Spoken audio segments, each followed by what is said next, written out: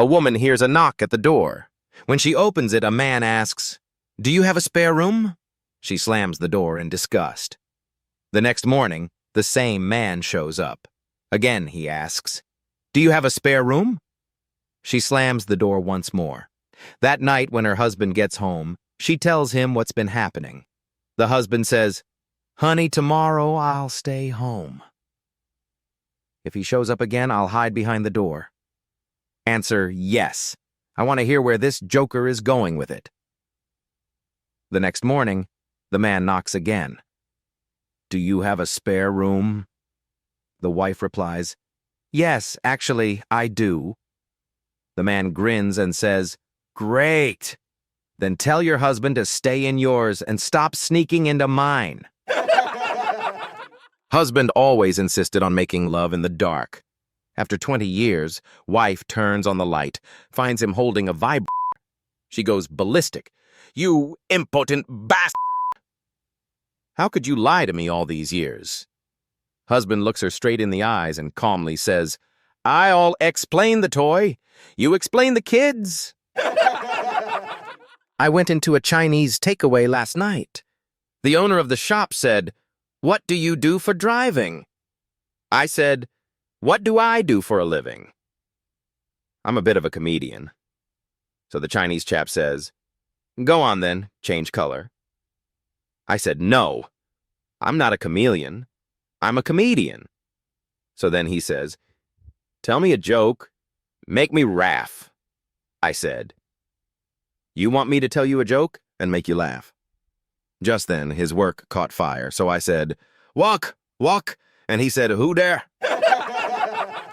A man returned from work one night and head straight to the bedroom and started making love to his wife.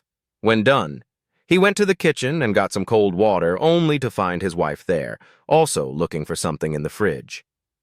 He asked his wife how did she get to the kitchen so quickly when they had just finished making love. His wife screamed, "What? What love?"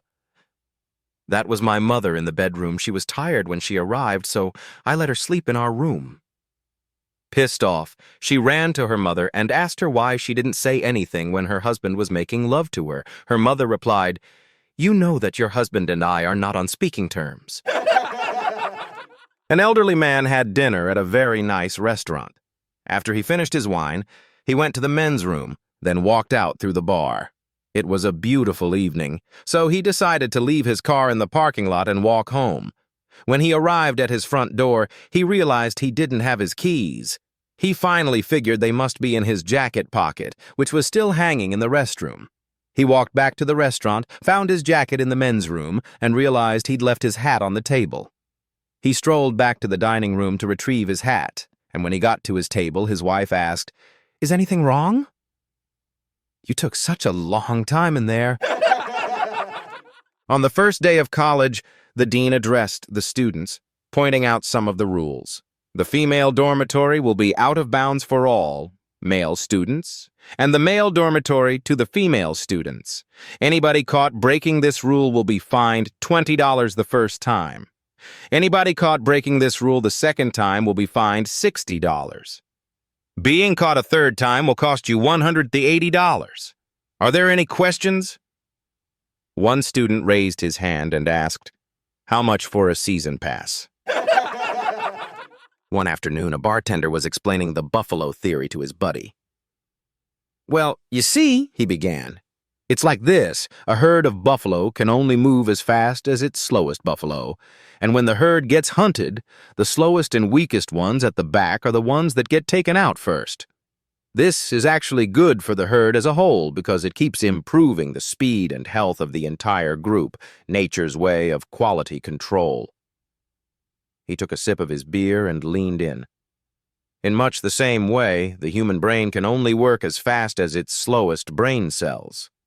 Now, excessive drinking kills brain cells. But, and this is important, it naturally targets the slowest, weakest brain cells first. So, regular beer consumption is basically nature's way of weeding out the slow brain cells, which means every time you drink, you're actually making your brain faster and more efficient. He raised his glass and grinned.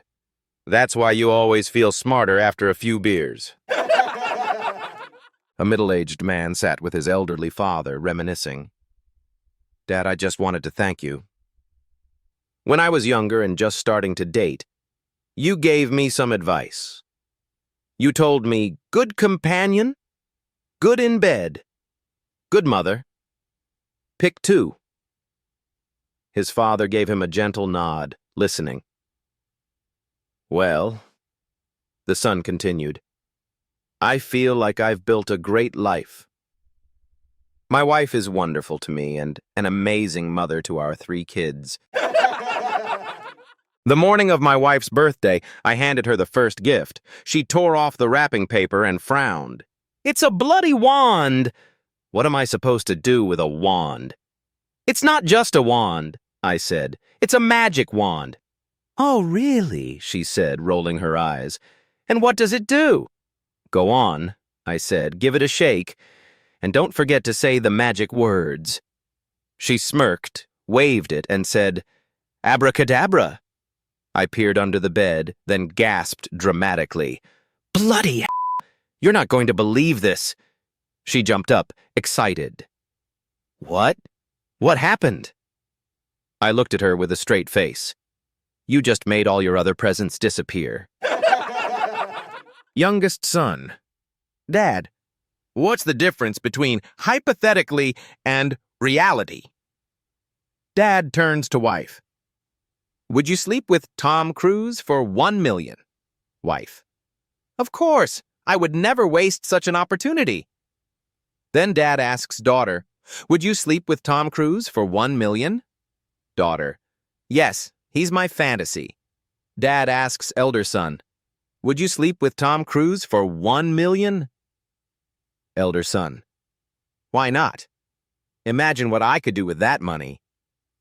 Father turns to his younger son.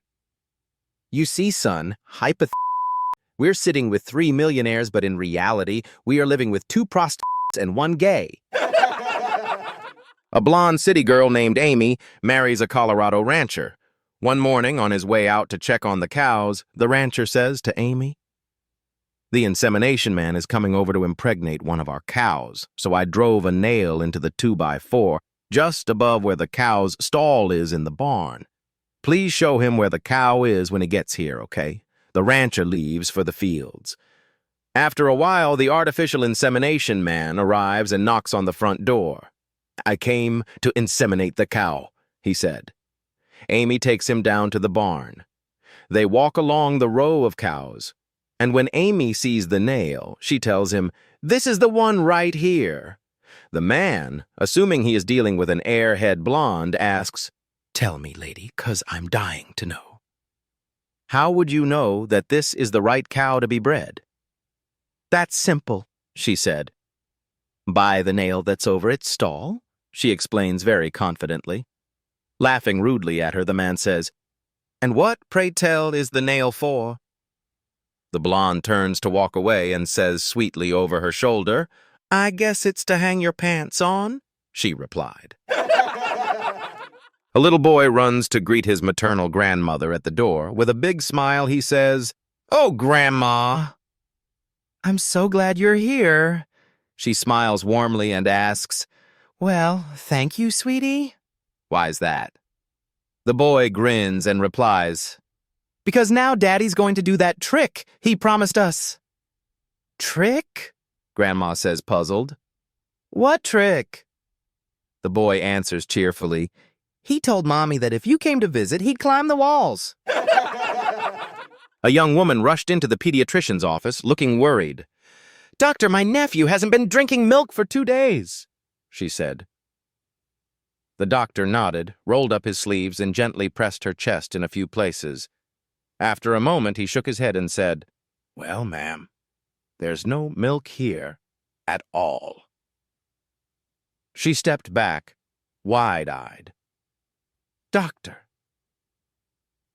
I'm his aunt. A man goes into a baker's and asks for 2 bread rolls. The shopman picks them up with tongs and puts them in a paper bag. He then asks for 2 cakes. The shopman picks them up with the tongs and puts them in the bag. The man says, "It's nice to see you don't handle the food." The shopman says, "Nothing in my shop is handled by human hand." He then noticed a piece of string hanging out of the shopman's trousers and asks, "What is that piece of string for?" The shopman says, "When I need a piss, I just pull on the string and it pops out." "That's okay," says the man. "But how do you put it back?" "That's no problem," says the shopman. "I just use the tongs." Jennifer watched as the cashier rang up her purchases. "Cash? Check or charge?" she asked, after folding the items Jennifer had bought. As Jennifer fumbled for her wallet, the cashier noticed a remote control for a television set in her purse. "Do you always carry your TV remote with you?" the cashier inquired. "No," she replied, "but my husband, Jeff, refused to come shopping with me, so I figured this was the most evil thing I could do to him." The customer asks the waitress a simple question in front of his family. I am in a recently opened restaurant. I overhear this conversation at the table next to me where a large family is seated. Customer: "Has there ever been another restaurant in this building? The place looks so familiar." Waitress: "I do not know. The building has been vacant for many years." Customer: "I remember the stained glass windows and the spiral staircase. I am sure I have been here before." Just then, another waiter passes by the table. Waitress: "Do you know if there has ever been another restaurant in this building?" Waiter: "No, until they went out of business a few years ago, this place was a brothel." There is an awkward silence at the table. One day, in the middle of a quiet class, Tommy, the biggest guy in school, felt a little rumble in his belly. He tried to hold it in, but it was no use. With a loud P-F-T, the whole class froze. It was like a thunderstorm had rolled through. The smell was so bad it could have knocked out a herd of elephants. The students began backing away, holding their noses, and then, one by one, they ran out of the classroom, coughing and gagging. The teacher, not missing a beat, looked at Tommy and said, "Well, Tommy, I guess you really blasted the competition out of the room." Tommy, wiping his brow, shrugged and said, "I didn't mean to, but hey, at least I'm blowing away the competition." A man walked into the produce section of his local supermarket and asked to buy half a head of cabbage. The boy working in that department told him that they only sold whole heads of cabbage. The man was insistent that the boy ask the manager about the matter. Walking into the back room, the boy said to the manager, "Some old fart outside wants to buy half a head of cabbage." As he finished his sentence, he turned around to find that the man had followed and was standing right behind him. So the boy quickly added, "And this gentleman kindly offered to buy the other half." The manager approved the deal, and the man went on his way. Later, the manager said to the boy, "I was impressed with the way you got yourself out of that situation earlier. We like people who can think on their feet here. Where are you from, son?" "Russia, sir," the boy replied. "Why did you leave Russia?" the manager asked. The boy said, "Sir, there's nothing but prostitutes and ice hockey players in Russia." An elderly lady was zipping along at 65 in a 40-mile-per-hour zone, rushing to her weekly bingo game, when a cop pulled her over. "Ma'am, may I see your driver's license?" the officer asked. She smiled sweetly. "Oh, I'm afraid it was suspended a couple of years ago for a little incident." The officer frowned. "Well, then." "Your car registration." "Oh, this old thing?" "I borrowed it, and the previous owner is in the trunk," she quipped. The officer yelled, "Don't move!" and called for backup. Soon enough, the chief of police and half the squad arrived. "Ma'am," the chief said sternly, "license, please." She handed over a perfectly valid license. "Here you go, officer." "And the registration?" She produced it with a wink, completely legitimate. Finally, the chief had the trunk opened. It was completely empty. The lady turned to the first cop, wagged her finger, and said, "And I'll bet that sneaky young officer told you I was speeding too." A 60-year-old lady was enjoying a cruise, holding onto her hat so the wind wouldn't blow it away. A gentleman politely warned, "Ma'am, the wind is blowing your dress up." She replied, "Sir, if I take my hands off my hat, it'll blow away." He said, "Yes, but you're not wearing any panties." The lady looked down, then smiled, and delivered the perfect savage comeback. "Sir, anything you see down there is 60 years old, and I bought this hat yesterday." One morning, a gentle, elderly woman called the hospital, her voice soft and shaky. "Hello," she said. "Could I speak to someone who knows how a patient is doing?" The receptionist replied warmly, "Of course, ma'am.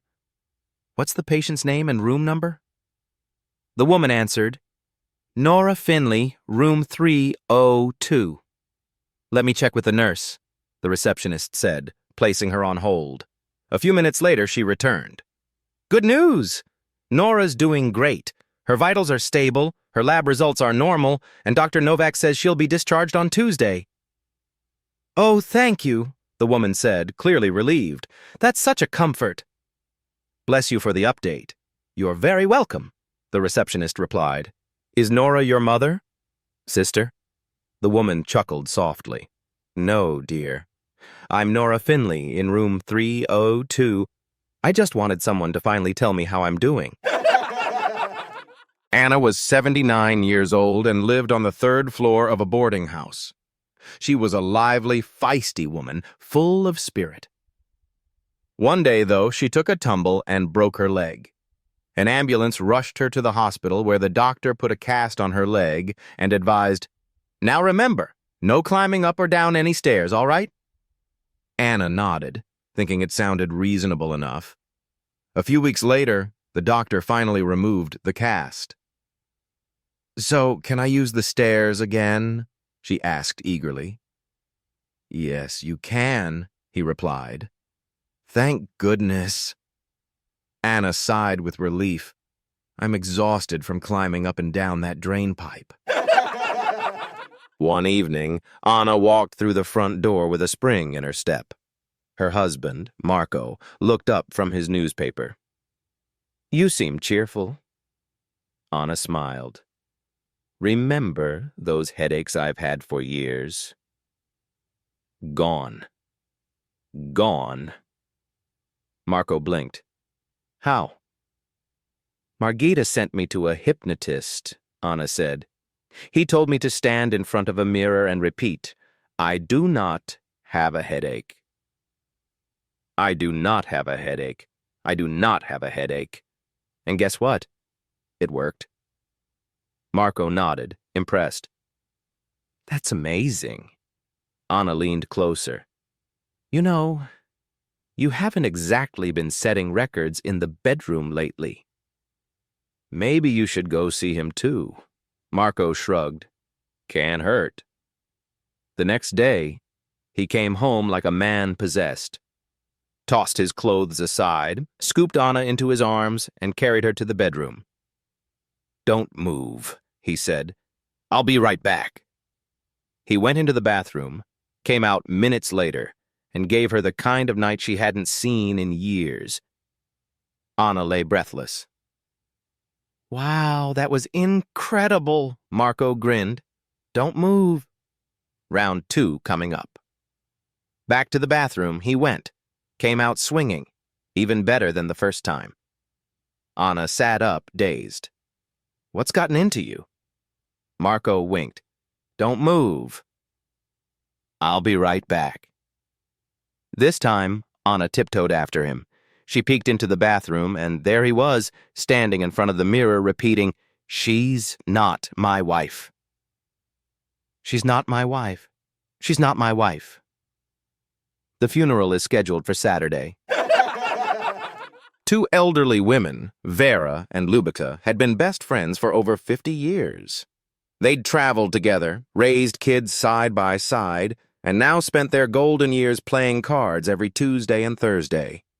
One afternoon, as they shuffled the deck and sipped their tea, Vera paused and looked at Yubica with a sheepish expression. "Promise you won't be upset," she said slowly. "But I've been sitting here trying to remember your name, and it's just not coming to me. I know we've been friends forever, but my mind's gone blank. Can you please tell me your name?" Yubica froze. Her eyes narrowed. She stared at Vera for a long, silent moment. Then another. Then another. Finally, she leaned in and said, "How soon do you need to know? You need to..." A doctor and his wife were sunbathing on a beach when a well-endowed, beautiful, young blonde woman in a tight-fitting bikini strolled past.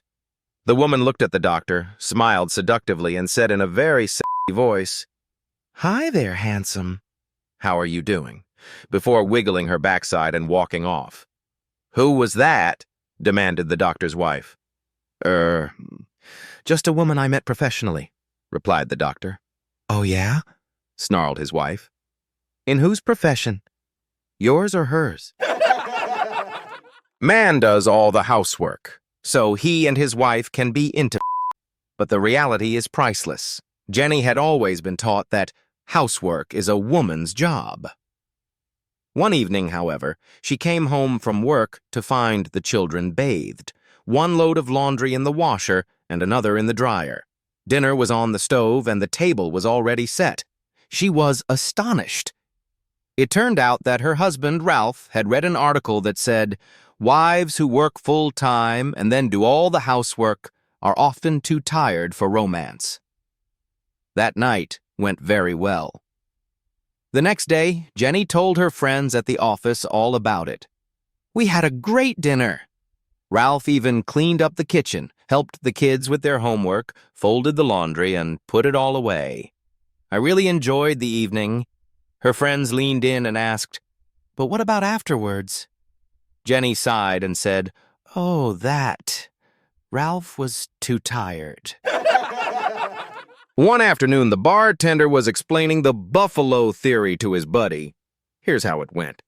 "Well, you see, it's like this. A herd of buffalo can only move as fast as the slowest buffalo. And when the herd is hunted, it is the slowest and weakest ones at the back that are killed first. This natural selection is good for the herd as a whole, because the general speed and health of the whole group keeps improving by the regular killing of the weakest members. In much the same way, the human brain can only operate as fast as the slowest brain cells. Excessive intake of alcohol, as we know, kills brain cells, but naturally, it attacks the slowest and weakest brain cells first. In this way, regular consumption of beer eliminates the weaker brain cells, making the brain a faster and more efficient machine. That's why you always feel smarter after a few beers. There were 5 people aboard an airplane that was experiencing engine trouble and about to crash. The problem: there were only 4 parachutes. As everyone tried to figure out who should get the parachutes, the first person stood up and said, "I'm the smartest person to ever walk the earth. The world cannot afford to lose me." Without waiting for a response, he grabbed a parachute and jumped out of the plane. The second person said, "I'm a mother, and my family depends on me. I can't let them down." She quickly took a parachute and leapt out as well. The third person declared, "I'm the head of my household and the sole breadwinner.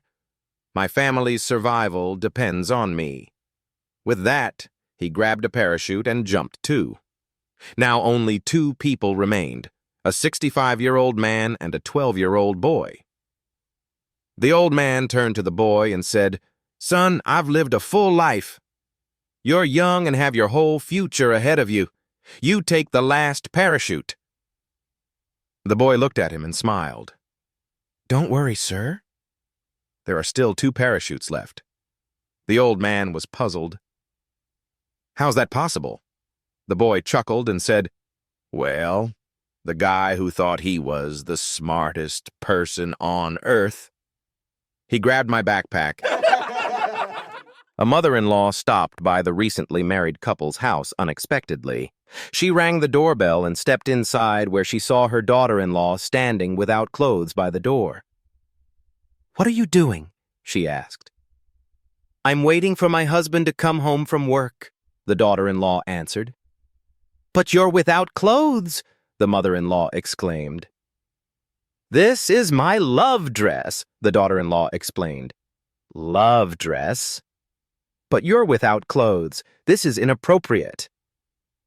"My husband loves me to wear this dress. It makes him happy, and it makes me happy. I would appreciate it if you would leave because he will be home from work any minute." The mother-in-law, tired of all this romantic talk, left. On the way home, she thought about the love dress. When she got home, she got undressed, showered, put on her best perfume, and waited by the front door. Finally, her husband got home. He walked in and saw her standing without clothes by the door. "What are you doing?" he exclaimed. "This is my love dress," she replied. "Needs ironing," he said. A male whale and a female whale were swimming off the coast of Japan when they noticed a whaling ship. The male whale recognized it as the same ship that had harpooned his father many years earlier. He said to the female whale, "Let's both swim under the ship and blow out of our air holes at the same time, and it should cause the ship to turn over and sink." They tried it, and sure enough, the ship turned over and quickly sank. Soon, however, the whales realized the sailors had jumped overboard and were swimming to the safety of the shore. The male was enraged that they were going to get away and told the female, "Let's swim after them and gobble them up before they reach the shore." At this point, he realized the female was becoming reluctant to follow him. "Look," she said, "I went along with the blowjob, but I absolutely refused to swallow the semen." On a senior citizens bus tour, as the passengers were unloading to explore, one elderly lady stopped and leaned in to whisper in the driver's ear. "Driver, I believe something inappropriate happened to me," she said softly. The driver, not taking it too seriously, promised to look into the matter when he got a chance. Later that day, as the passengers unloaded again, another elderly lady approached, leaned in, and whispered to the driver, "Sir, I believe something inappropriate happened to me as well." Now the driver took the complaint more seriously and decided it was time to investigate. A few passengers had remained on the bus, so he went back inside to ask if anyone knew what was happening. He found one elderly man crawling on the floor beneath the seats. He bent down to speak to him. "Excuse me, sir, can I help you?" he asked. The elderly man looked up and replied, "Well, Sonny, you sure can. I've lost my toupee and I'm trying to find it." He continued, "I thought I'd found it twice, but both times it was parted in the middle and mine is supposed to be on the side." A scrawny little guy walks into a lumber camp looking for a job. The boss looks him up and down and says, "Get out of here. Our axes weigh more than you do." The little guy pleads, "Just give me a chance. Let me prove myself." The boss rolls his eyes but points to a small 1-foot-thick tree. "Fine. Chop that one down." The guy grabs an axe, takes 2 swings. Timber! The tree drops. Impressed, the boss points to a massive 5-foot diameter tree. "Okay, now try that one." 10 swings later. Boom! It falls, too. Stunned, the boss says, "That's incredible. Where'd you learn to chop like that?" The little guy replies casually, "The Sahara Forest." The boss squints. "Don't you mean the Sahara Desert?" The guy shrugs. "Sure. It is now." A man went to the doctor. He said, "Doc, you gotta check my leg. Something's wrong. Just put your ear up to my thigh, you'll hear it." The doctor cautiously placed his ear to the man's thigh, only to hear, Give me $20. I really need $20. I've never seen or heard anything like this before. How long has this been going on? The doctor asked. That's nothing, Doc. Put your ear to my knee. The doctor put his ear to the man's knee and heard it say, Man, I really need $10. Just lend me $10. Sir, I really don't know what to tell you. I've never seen anything like this. The doctor was dumbfounded. Wait, Doc, that's not it. There's more. Just put your ear up to my ankle, the man urged him. The doctor did as the man said, and was blown away to hear his ankle plead, Please, I just need $5. Lend me $5, please, if you can. I have no idea what to tell you, the doctor said. There's nothing about it in my books, he said as he frantically searched all his medical reference books. I can make a well-educated guess, though.